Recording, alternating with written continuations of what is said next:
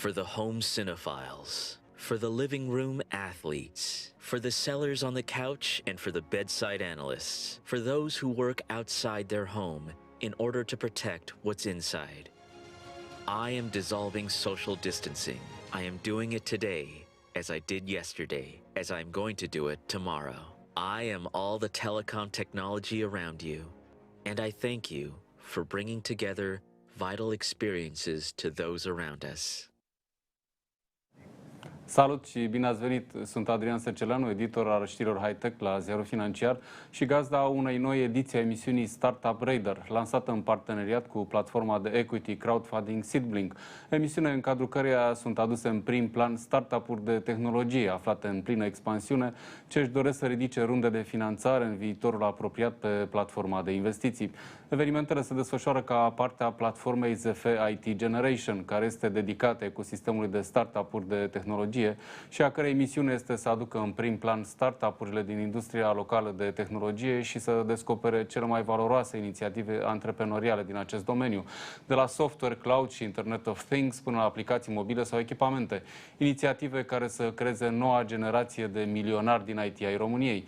Invitații la cea de-a doua ediție a videoconferinței Startup Radar, partea emisiunii dedicate ecosistemului de startup-uri Tech ZF IT Generation, sunt Arta, Shehu, Zaimi, Chief Executive Officer în cadrul Labbox Education și Mendes, fondator și CEO al startup-ului Meight.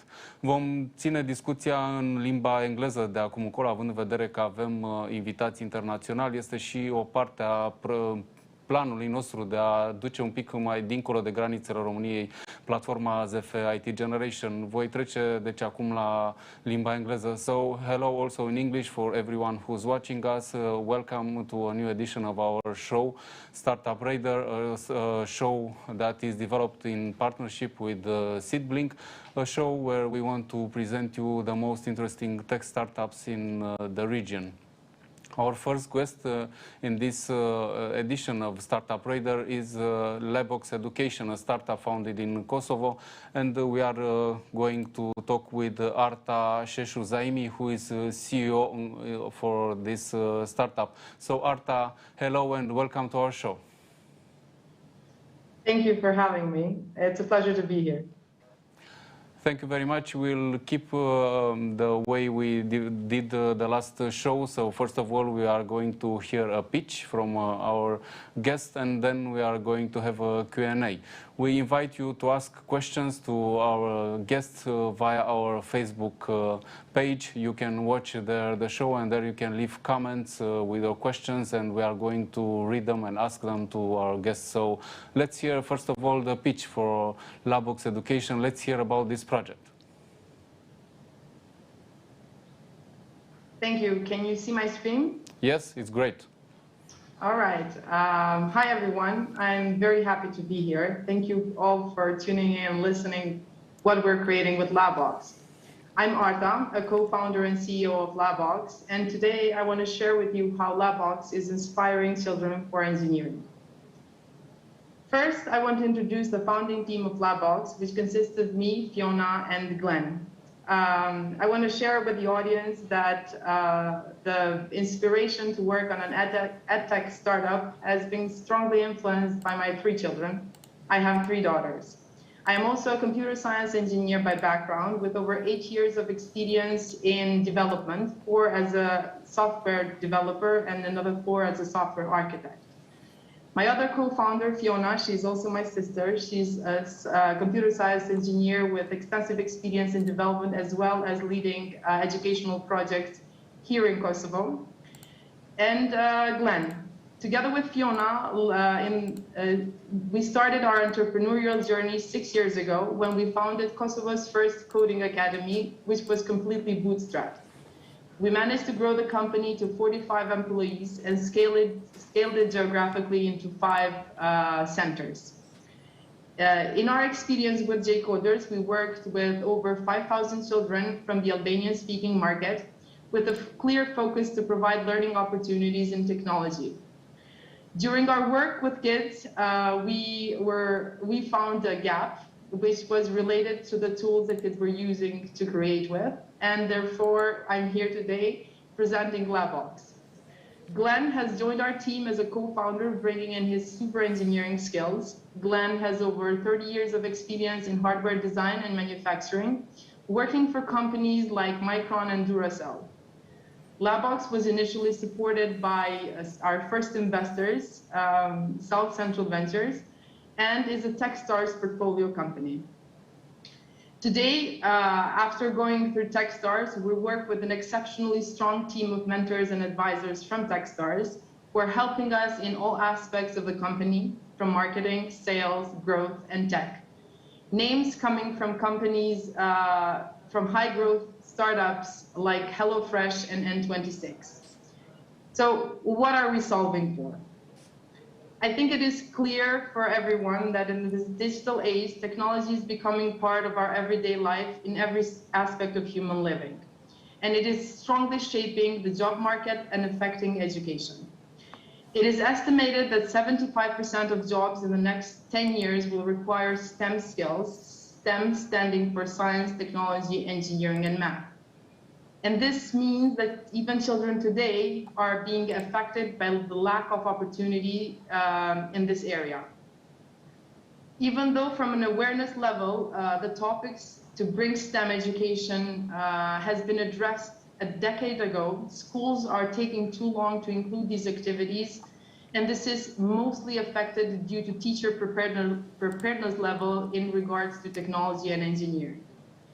Parents, on the other hand, while they're very aware of the need and importance for their kids to develop such skills, they find it extremely difficult to create activities to do with their kids, even if they come from engineering background. Not to mention gathering the materials to actually give the kids opportunity to learn from hands-on experience is almost impossible for many. In the market, apologies.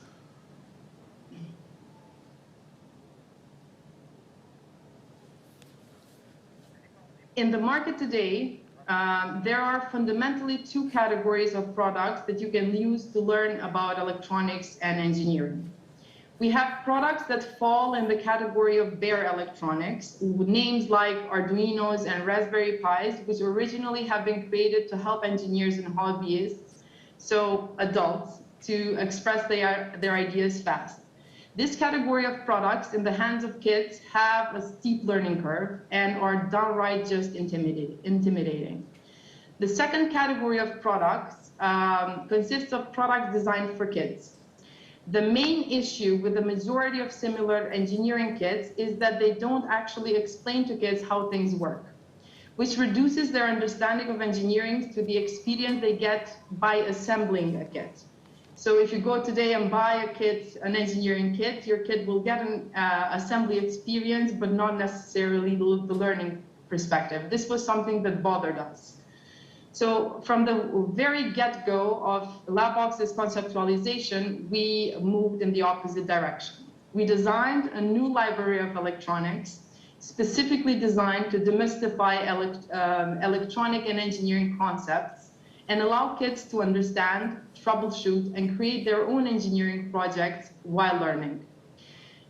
How we did this is that we chose a variety of electronic components that are widely used, and we put them into blocks. We deliberately preserved the real-worldliness in the sense that if you work with Labbox's electronic box, you need to actually follow all the engineering and electronic concepts and apply them in order for your circuits to work. Each of our blocks have a specific autonomy or architecture that we follow, which means that we've added protective circuitry. So in this way, we're supporting kids to make mistakes, and they are not afraid to break anything while they're making mistakes. We have put magnetic snap connectors, which makes it very easy for kids to connect our blocks into circuit, as well as we have removed with this any need for special tools like soldering irons and another equipment required for engineering projects, electronics and engineering projects. And we've added indicators, small lights that light up to inform kids about typical mistakes they're doing while they're building their circuits. In this way, kids can troubleshoot and understand where they're making the mistakes, and this also acts as a reinforcement of the same concepts. So how we're offering our services today. Labox today offers subscription services that delivers monthly engineering projects. The projects that we include into the boxes are usually things that kids love to play with.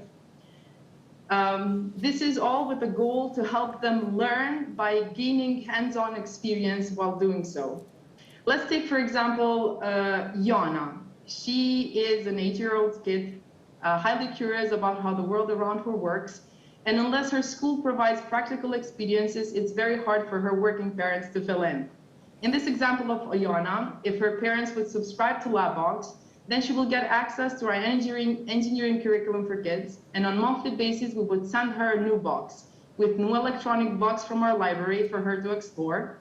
We would unlock a part of our curriculum on the gamified online platform where she gets rewarded for every activity she does. She then can meet with us, share her work, and present her work in front of her peers.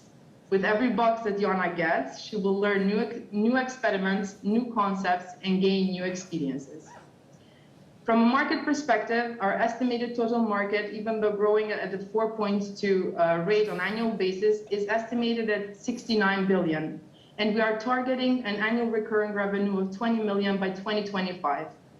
We are riding the trend of parents preferring products which stimulate learning and creativity, and we've seen an explosion, especially since the pandemic. Our growth plans are clear, and while this year we're still focused on product development and content development so we can provide a rich variety of projects that kids can build, we have done a fair share of our market testing. We know we will reach a monthly recurring revenue of 24K this year and move to other milestones after that. Our biggest milestone right now is to start selling outside of the Balkan region, and I'm really happy to report that we have started market testing and we're seeing amazing results. Until now, in a controlled testing, we have onboarded around 377 subscribers, which are receiving monthly boxes delivered through our subscription.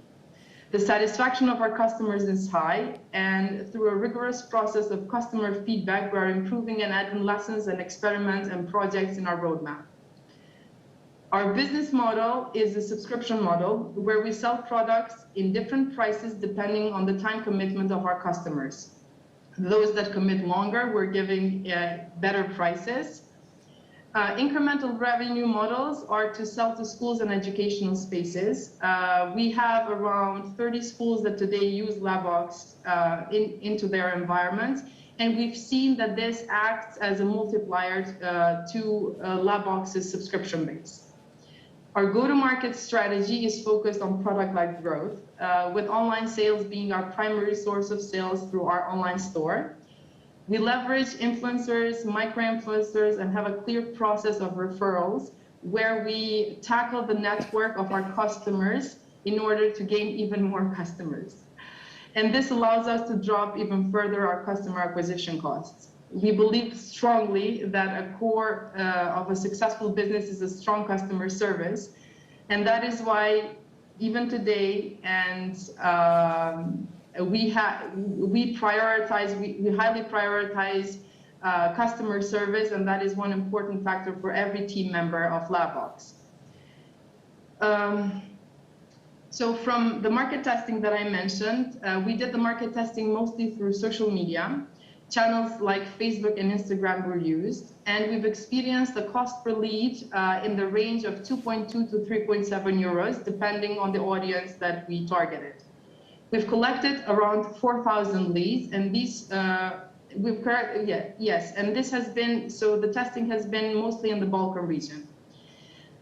We've initiated testing also in European countries, and for Romania, I'm happy to say that the cost per leads are still holding. While because on the Balkan region there is little to no competition in services that Labox provides, we're seeing a conversion rate of 10 to 15% from lead to subscriber, depending on the cohorts and also the seasonality of our products. We are considering these numbers, we are estimating or expecting a conversion rate of 5 to 8% in leads to subscriber in other European countries. However, this is done because we wanted to discount due to different market conditions. Our typical customer is a parent that has a child in the age range of 8 to 12, is in the category of medium to high income, and their behavior is that they are usually very involved in their child's development, something that we call an active parent. From a unit economics perspective, we have been able to show great margins in our products in production, which on average, we've seen a 60% gross margin from an average sales price. And this is in low quantities. So what I mean with low quantities is productions in lower than 1,000 a month. What we know is that with scale, these costs will drop significantly, as with every electronics product out there. From a competition perspective, the first thing to understand is that there are not too many companies offering subscription-based products with this value proposition, with the strongest being Kivico, which is based in the US, and now Melt Science. Labox differentiates clearly from these two companies from two perspectives. One is that with our subscription, the blocks that kids receive on monthly basis, they are able to reuse them and therefore build a lab of electronics at home, therefore Labox. As well as we put a lot of focus on providing a curriculum-based subscription, which means that the content that we provide on a monthly basis is tailored to how a child learns and is scaffolded in order to drive them from simple concepts to more complex. Maybe because of our experience in bootstrapping our first company, I take pride in the fact that Labox, even though is a hardware company, we've been able to be very cost effective. With only 300K investment, we've developed our whole library of electronics. We've developed our product line, which consists of 12 products. And we've also built and developed our online learning platform. In the offices where I'm speaking from now, we also have our own production line where we do the production of our products and we ship them out of here. Together with that and the performance that we're seeing in the market, I'm extremely hopeful for the success of Labbox. And with the strong mission to help kids discover engineering is something that is very necessary for the future. Thank you for listening, and I'm more than happy to take any questions. I also thank you very much for the presentation. A very interesting project. I was looking forward to talk to you. My first question, because it's a foundation of what's happening today, what made you choose Seedblink? How did you hear about the platform, and why did you choose Seedblink to get some financing? The reason why we decided to go through a crowdfunding is because... Arta, can you please remove the presentation so that we can see you? Yes. Great.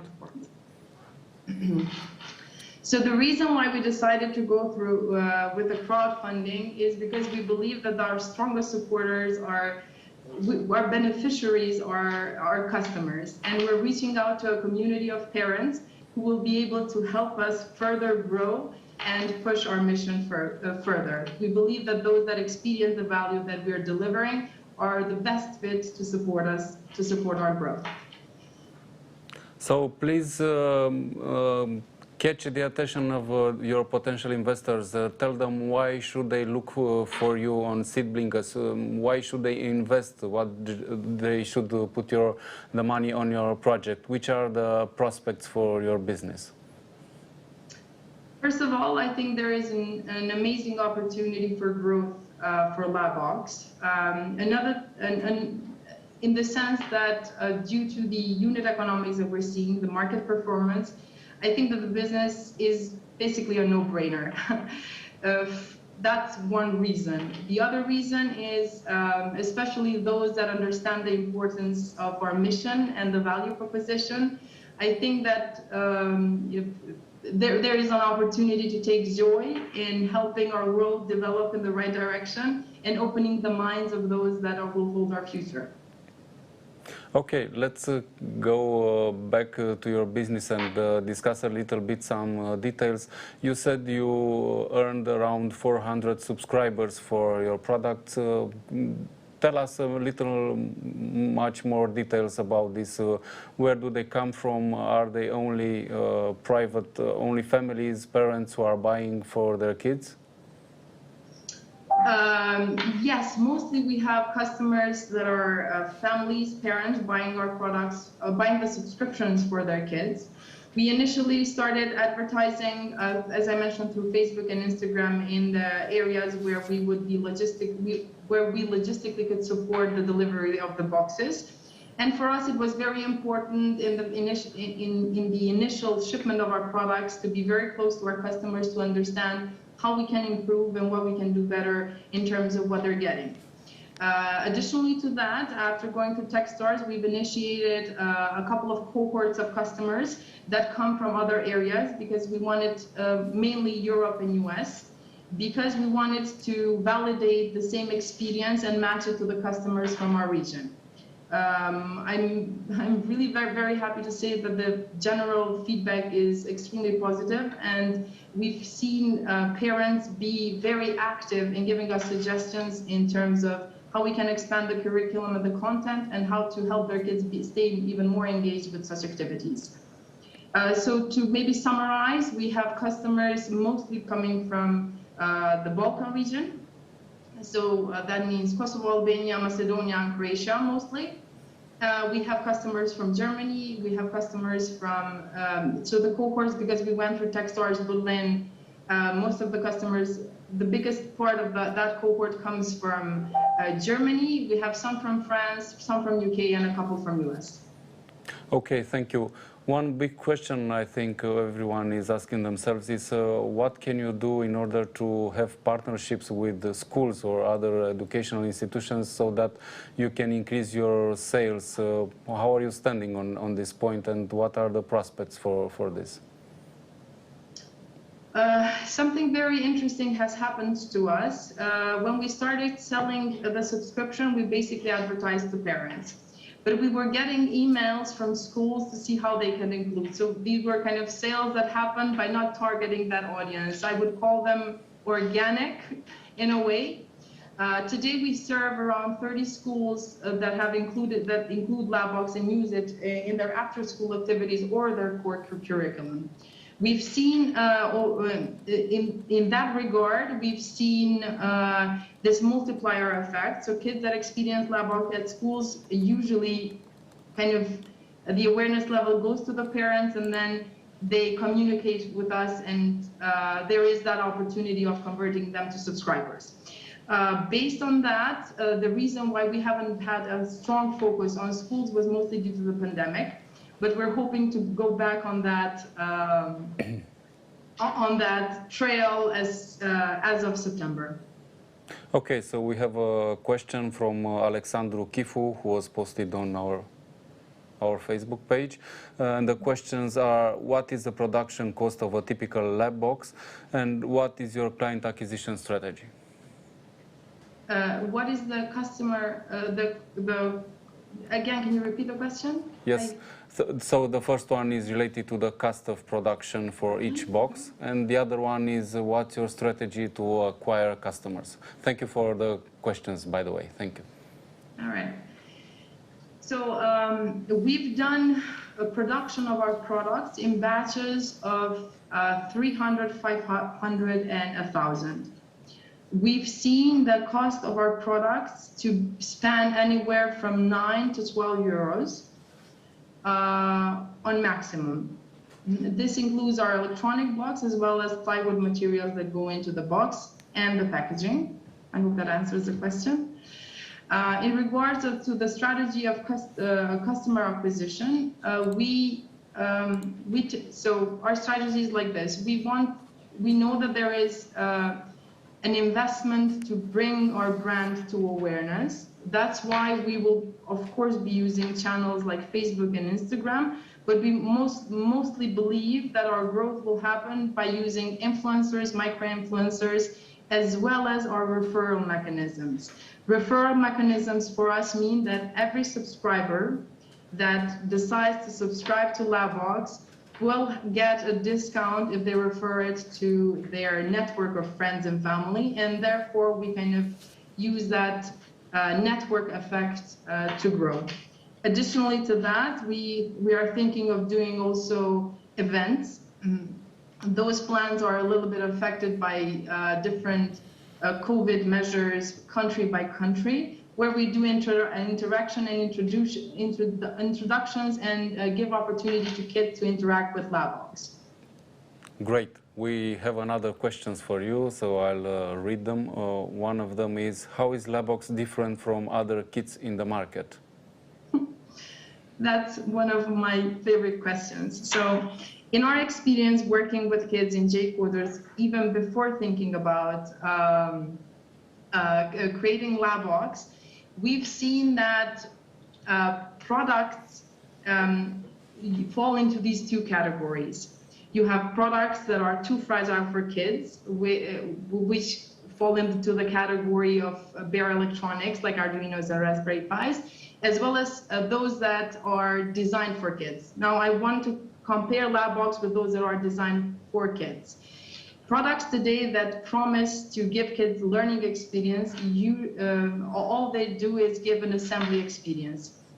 What this means is they get clear instruction what they need to do, but there is no energy spent into explaining to them how and why things work, which brings an engineering concept to be felt like a magic trick.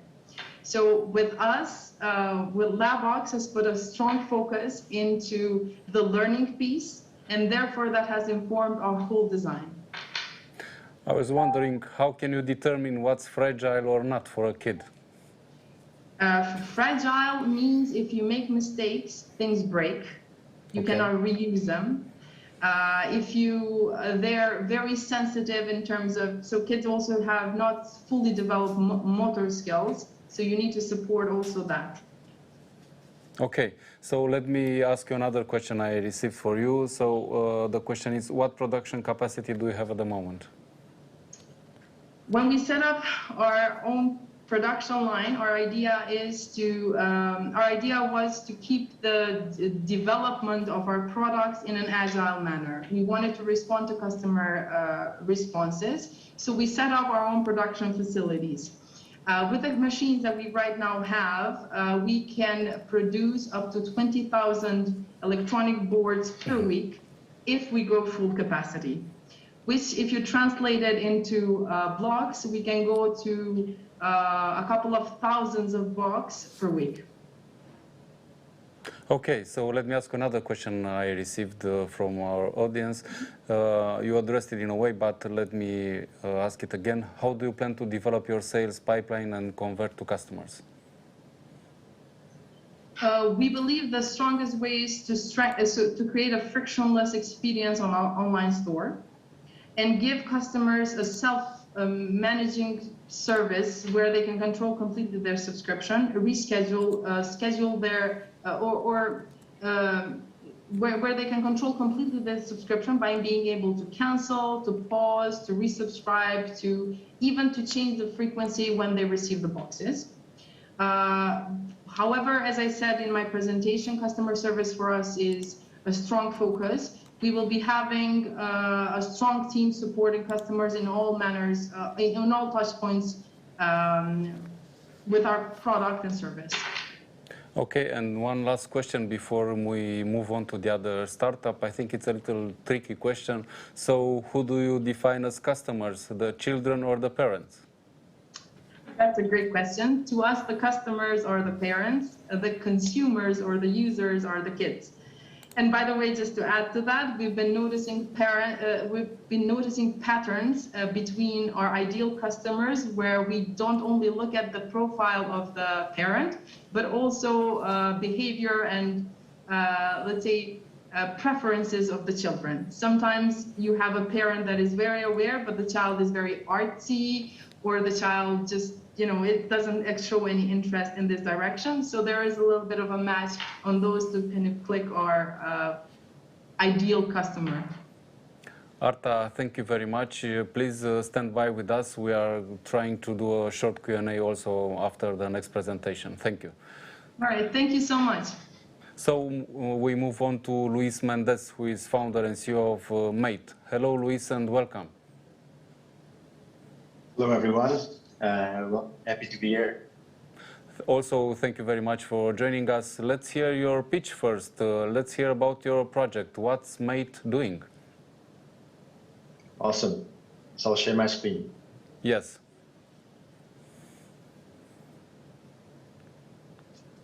We can see it. That's great. Perfect. So, hello, everyone. It's glad to be here. It's amazing. Luis, we are just closing our funding round right now. Luis, can I interrupt you? Just put on full screen the presentation, please, so that we can see it better. Okay. Great. Is it better now? Yes, that's great. Okay, thanks. So my name is Luis Mendes. I'm one of the co-founders of Meight, together with Antonio Pérez. My background is in mechanical engineering. This is my third venture.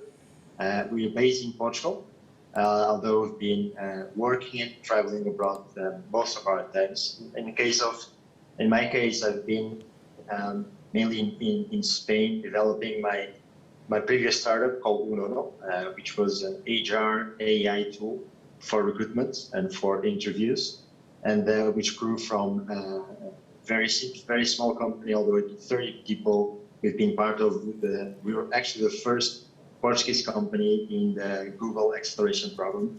And with me, Antonio Reis, we stayed together a long time ago. His background is also in mechanical engineering, but he spent most of his professional time in MotoGP, the Formula One for motorbikes, where he was part of the KTM team to develop digital twins for racing. So most of the backbone of the technology we have today, it's mainly from his creation and from the knowledge he had from the championship and from the motor team. We are a small team of 10 people right now. We're very lucky to have on board with us also an advisory board with plenty of experience in logistics and road freight, and also investors in our team that have been helping us grow from until where we are right now, and now preparing for the next stage. But let me just talk about first where we are and then what excites us the most. Well, road freight is the largest distribution channel in the world. It accounts for $5 trillion industry. It's roughly 5% of the world GDP, and it's going to double in the next 30 years.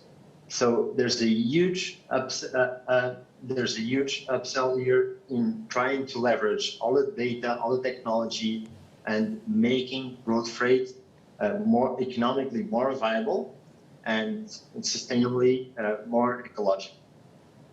But what's the big problem right now is that road freight is really lacking technology. The current tools are not delivering on the promise on driver performance. So you know what's the out. Everyone knows how many trucks you are transporting, what's the total amount of cargo you're carrying, but no one really knows what's the cost of that and how much energy you spend on doing that, and what's the benchmark. What target should you go for?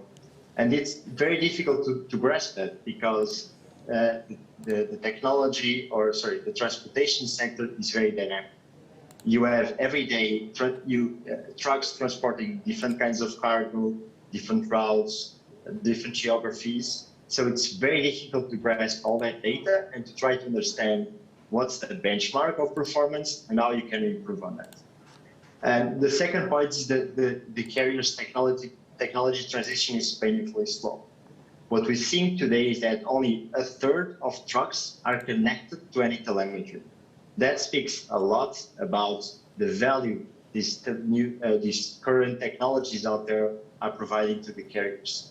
And lastly is that autonomous vehicles are the future, but for this sector in particular, being so complex and so fragmented, drivers will always be there, not only driving, but loading and unloading, doing Q&A, so quality assurance, and crossing borders. So it's kind of a workforce. It's very, very important, and it's not only about driving.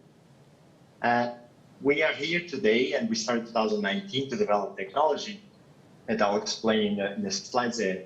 But mainly we saw a couple of things getting into play that allows us to see that now was the right time to get into this market.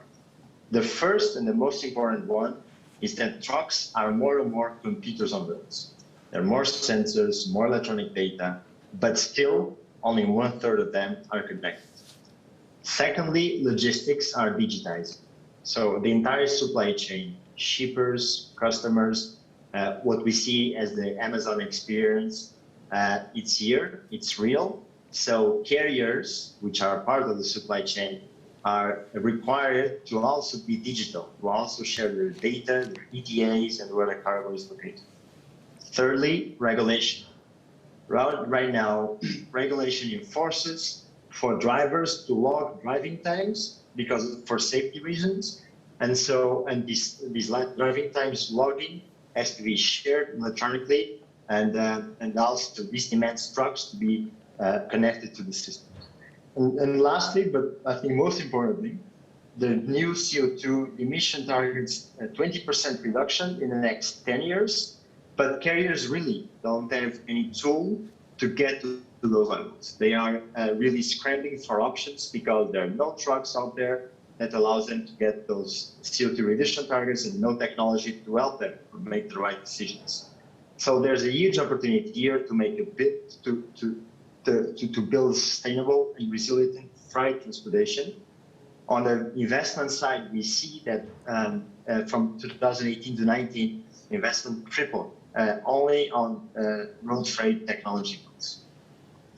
So let's go straight ahead to what we do right now regarding driver performance. Because we spent plenty of time developing technology, but all in all, this technology stack, so the main interface is this app that allows drivers to track and share driver performance.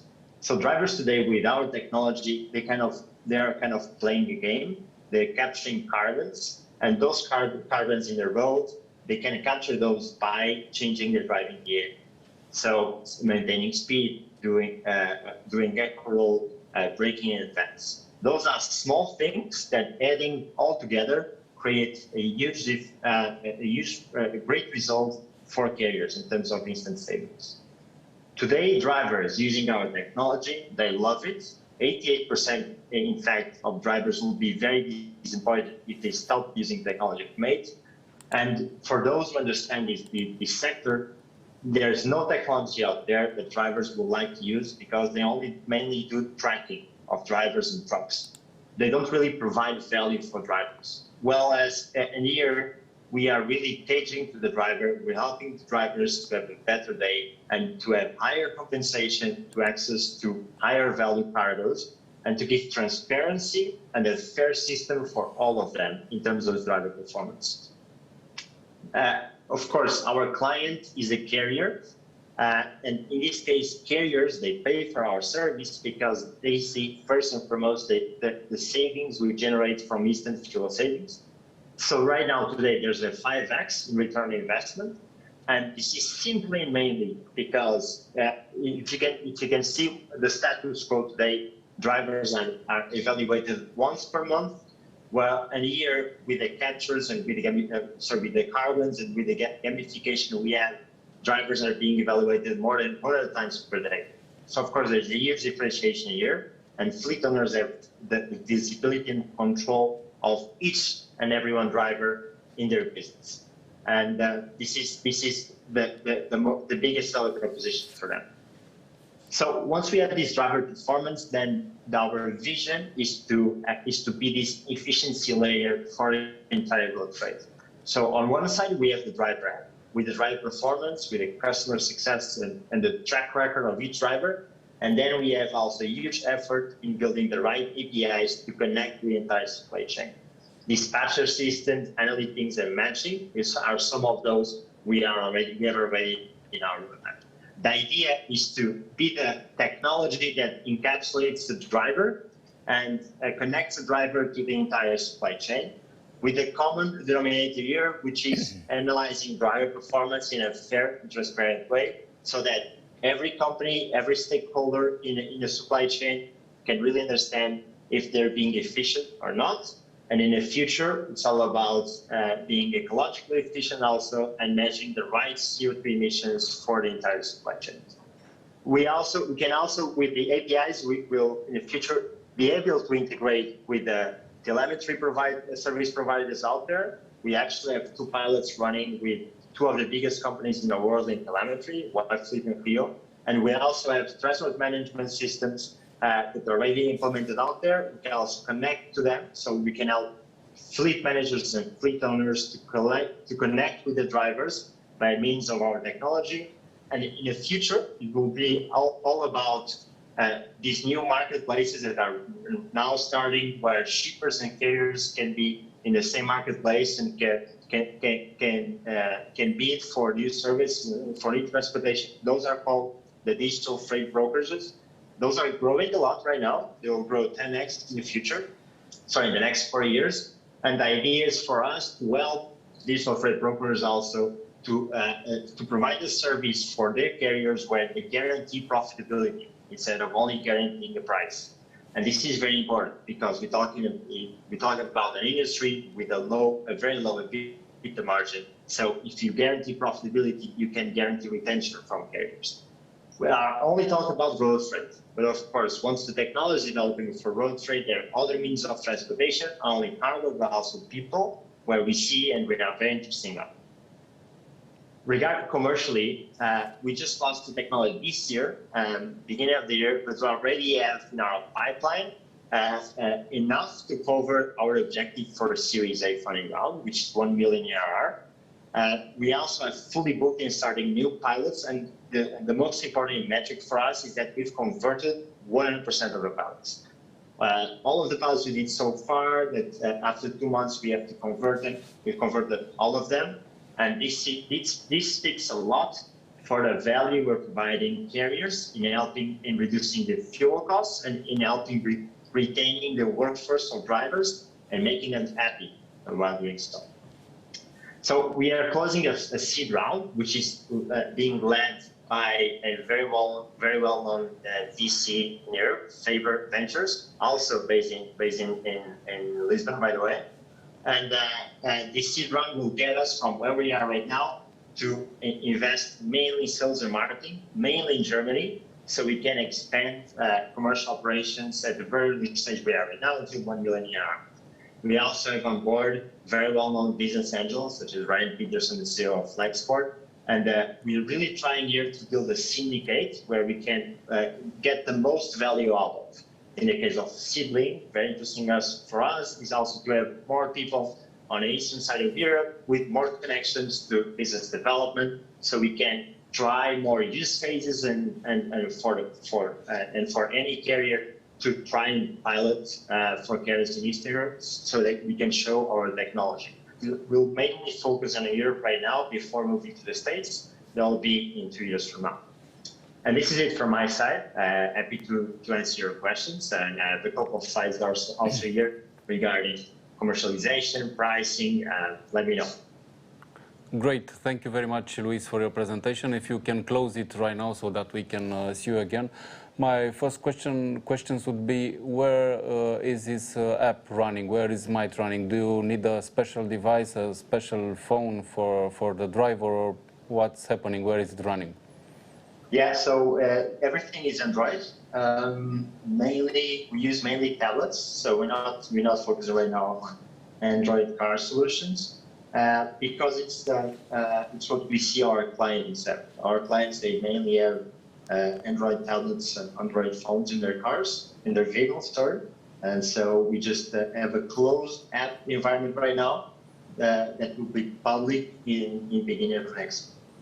Okay, and please explain, how do you get the drivers to be more efficient, or more exactly, what do you get them not to do anymore? Or describe us a little bit the process. What's happening once they have Meight in the cabin? Yeah, Yeah, that's a great process, and that's I think we've been working for, I'll say, the past 4 years. Is really how can we develop an interface that really changes driving behavior. Changing human behavior is not easy. Changing driving behaviors that a driver that will probably have been working their entire lives a different way, it's not easy at all. So we really, first and foremost, we have to provide value for the driver. In our case, what we've seen is that the industry rewards drivers in terms of efficiency in a metric that doesn't work very well, which is liters per 100 kilometers. Well, if you're doing a job and you're transporting more cargo than your colleague, you obviously will spend more fuel. So this is not a fair system, first and foremost. What's happening today, and this everyone knows, but no one uses another thing because there's no technology out there, such as ours, to really create a fair and transparent system for all of them. So the first thing we did is use this proxy called carbons. It's like playing a game. Well, while you're driving, you are at the receiving end of messages such as maintain speed, roll, let the vehicle roll, or brake in advance.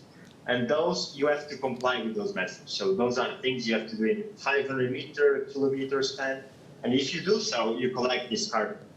At the end of the day, it's all about how many carbons you collected versus how many carbons you had the opportunity to collect. If you've collected 80% of them, good job. If you've collected 90% of them, you'll probably entitled for a bonus in a company. And the discussion of transporting more cargo, less cargo, I'm using this vehicle or the other vehicle, or my route is more difficult than yours, all those discussions completely disappear. Right now, everyone is happy, working in an environment where we fair for all of the drivers. So that's why the end result is also drivers not only be willing to use our technology, but really enjoying use our technology because they know at the end of the day, they'll have a track record of the job they've done, and they'll win more, they'll be paid more because they can show their performance. Okay, thank you for the answer. One question may be influenced by our road behavior here in Romania. Can you also get the truck drivers to respect the speed limitations that we see mostly, for example, in villages and so on, where, at least in Romania, we see truck drivers speeding way past the legal limit? I think that problem happens everywhere. We've also seen that from the very beginning, that speeding was one of the main reasons for spending too much fuel. So what we do in our case is really show them that, so first and foremost, if they're speeding, probably they have to get there on time. And that means that probably the service they're doing is not the most adequate. And probably they have to negotiate with the client a different estimated time of arrival, so they can get there on time and without speeding. That's the first thing, is that people don't realize that doing a good service sometimes it means that designing the right service even before starting it. If you started with a service that you cannot comply with if you're not speeding, that means something's wrong, and definitely it's not the problem of the driver. But of course, everyone sees that there's those speeding issues. In our case, it's all about knowledge. It's all about really showing drivers that if they behave a certain way, at the end of the month, they'll be rewarded for that. And it's up to the driver at the end of the day if they want to do a good business and be rewarded for that, or if they want to do not so good business and not being rewarded for that. And of course, it's an open market for competition, so probably the best drivers will be most rewarded, and the worst drivers will be less rewarded, and it's how it plays. Hopefully that's going to happen. Let me ask you some questions that we received from the audience for you. One of them is, what's the main reason truck drivers prefer his app and stick to it over the existing ones? Yeah, so there are applications out there that do navigation, and other applications that do the dispatch system. So connect with the base, with the HQ, where they see where they have to transport cargo and so on. And those are mainly, so especially on the second case, the dispatch system, those are mainly fleet management apps where they only see the information of what they have to do.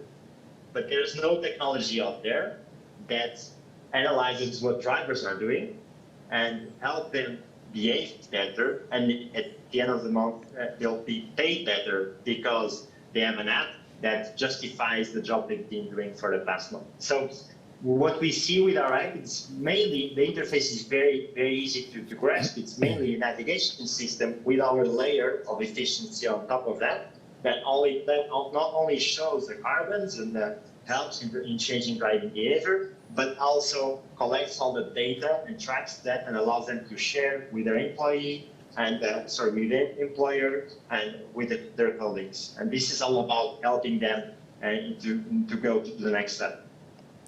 Let's say a carrier here from Romania sees this show or our article in Ziarul Financiar later and decides to test Meight.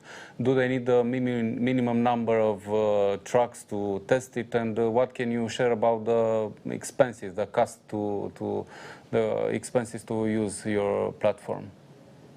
Yeah. So first, the first and most important thing to say is that from the very first month installing our technology, they'll have a return on investment, and this is our proposition from the very first day. We've designed everything in order to give return on investment from the very first month. Our trucks right now are saving around 10% in terms of fuel debt. In Portuguese, with Portuguese fuel costs, that's around 500 euros per month. And the technology is a SaaS, so the app and everything. Business model is a SaaS business model. So they only pay 50 euros. It's a fixed price business model, 50 euros per truck per month, and we take care of everything else. To test the technology, what we do in order to make sure that everything runs smoothly, we install in 10 trucks for 2 months. We charge a fixed price of 1,000 euros for that, and then we'll work on with the drivers and with the company also to help the company understand and measure the savings they're generating from using our technology. After 2 months, we'll then start developing a scheduled program in order to install the entire fleet, because it takes time, not on us, but of course trucks are everywhere and always running. You have to be running, otherwise you're losing money. So it takes time to install the entire fleet inside a client, and we are here to help them to make that as smooth as possible. Speaking of this, of the installation of your platform, how is this happening? Do you have to come, let's say, to Romania, for example, if you have a carrier here in Romania, or how is this happening? So yeah, we're not servicing yet. We are always servicing mainly in Portugal, and we'll be focusing 95%, let's say, in Germany. We have to get to the site at the moment in order to install and do the onboarding of trucks and the drivers. But as I said, in the beginning of next year, since it will be an app, public app in Google Play, all of the onboarding experience of a new client will be online. So then we can have a global reach without having to have local operations. And that's our goal for closing this funding round, is to finish that investment and that development to get to this online sales model without having to install any technology in city. So thank you. You answered 2 questions, even the one I haven't got to ask yet. Let me ask you another question that I got from the audience, and the question is, why has no other company tried this, and how is Meight different? Yeah, that's very good. And this is part of the core of our technology. So the technology behind this is actually is patent published, and it's a thing we've been working since 2018. And it's very difficult to develop this. And the concept, it's what we call truck digital twin. So a truck digital twin, it's something that we've developed our own. And it's mainly, we work with every model and truck that's out there. We collect data, we create this digital twin of a model of a truck. And that digital twin then allows us to use simulation in order to forecast velocity profiles and energy profiles of carrying anything, anywhere in the world, no matter the geography. And what companies are doing today is they collect data from trucks and they analyze the historical data in order to try to predict the future. And that has a few constraints. One is that it's geography dependent. So you can only analyze data from services you've done already. If you're doing new services, you have no idea how will the truck behave in different routes with different cargo.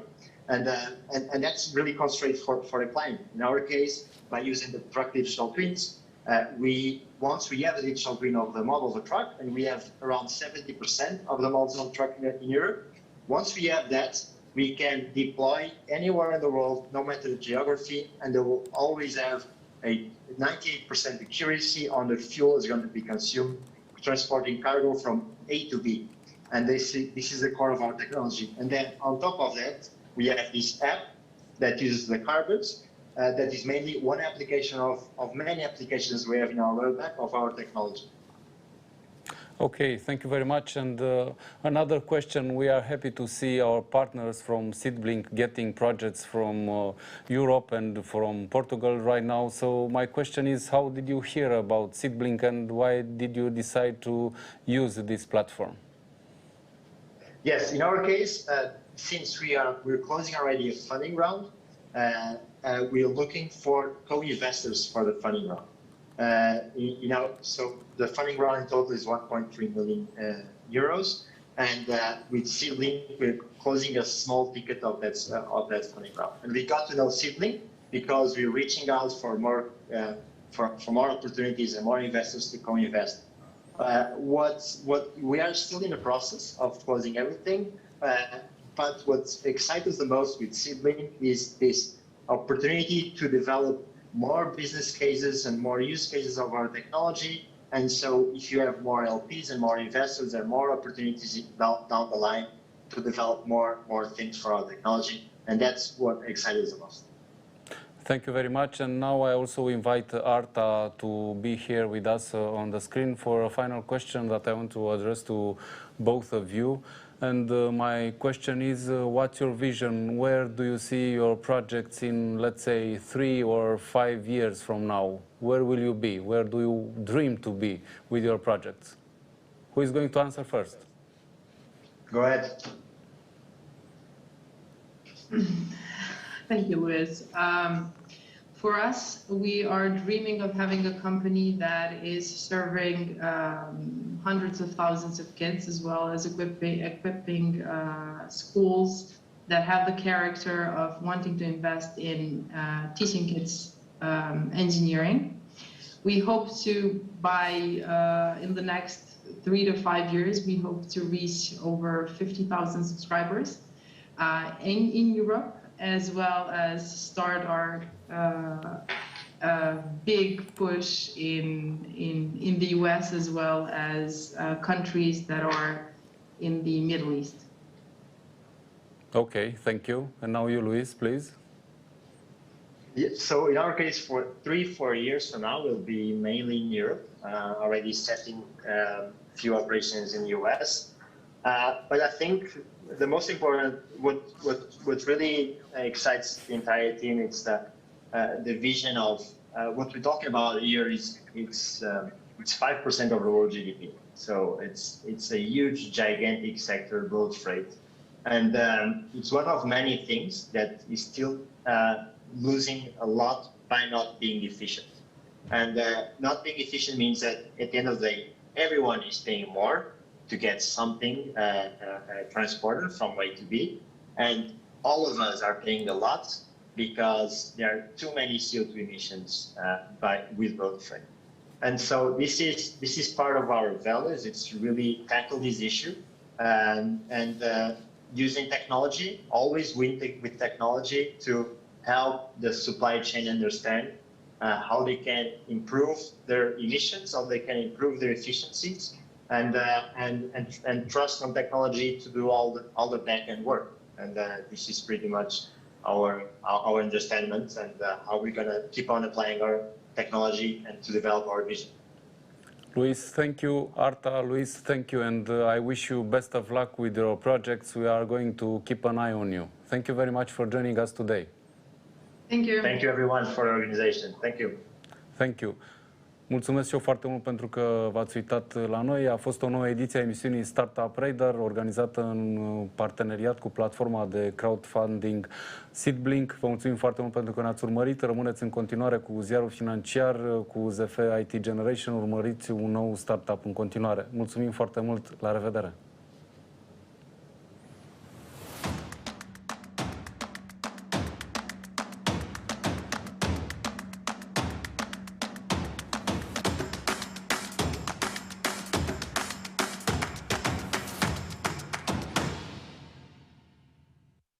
Alef News. Știu ce spun. Iar a bătut vântul prin casa poporului. Jur să apăr democrația, România. Să mă ajute Dumnezeu. Știu ce te interesează. Freedom, strigă englezii. Nimeni nu mai înțelege când e pericol și când nu. Noi trăim acum liniștea dinaintea furtunii. Valul 4 va veni. Știu cum să te fac curios. Sportivii care au ajuns la Tokyo au găsit paturi din carton, ca nu cumva să fie tentați să aibă relații intime. Big news! Poate așa se și descarcă. Absolut nimic nu mă deranjează. Știu cum să te emoționezi. Suntem ultimii în Europa la siguranța pe șosele și părem fără scăpare, cu un bilanț cumplit. Nu prea avem autostrăzi, nici amenziile nu sunt cum ar trebui să fie. N-ar trebui să primească toată lumea permis. Știu să conving. Ungaria se ia de piept cu Uniunea Europeană. Mi se pare absolut corect ce face. Ție nu ți-e rușine? Mă enervează, e loc pentru toată lumea pe pământ. Știu să câștig. Am început să prind gustul victoriei. În România totul este posibil. Știu, deci știi. Să dai și like și share. Respect you too. Caută Alef News în rețeaua ta de cablu și selectează la favorite pe televizorul tău. O să-ți placă.